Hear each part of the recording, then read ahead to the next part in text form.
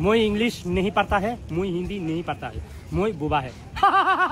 এটাই বাস্তব। I love you. আমি ইংলিশ পারি না, আমি হিন্দি পারি না।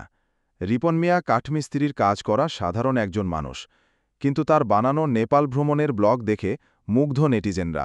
ছোট পর্দার অভিনেত্রী তাসনু ভাতিসা তাকে পাগলাটে মানুষ আখ্যা দিয়ে বলেছেন, এত সুন্দর ব্লগ আমি জীবনেও দেখিনি।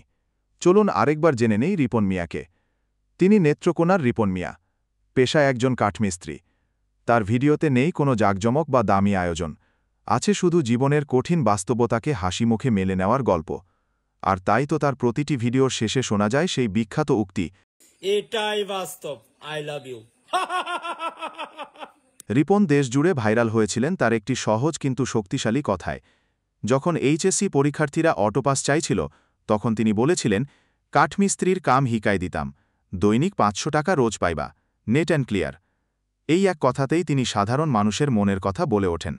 ঘাম ঝরিয়ে কাজ করা, সাইকেলে চড়ে যাওয়া কিংবা নিজের জন্য রান্না করা, রিপনের এই সরল জীবনযাপনই মানুষ ভালোবেসেছে। তিনি দেখিয়েছেন, দামি ক্যামেরা বা সেটআপ ছাড়াই কেবল সততা দিয়ে মানুষের মন জয় করা যায়। রিপন মিয়ার এই জার্নি আপনাকে কি শেখালো? কমেন্টে জানাতে ভুলবেন না। এটাই বাস্তব। I love you.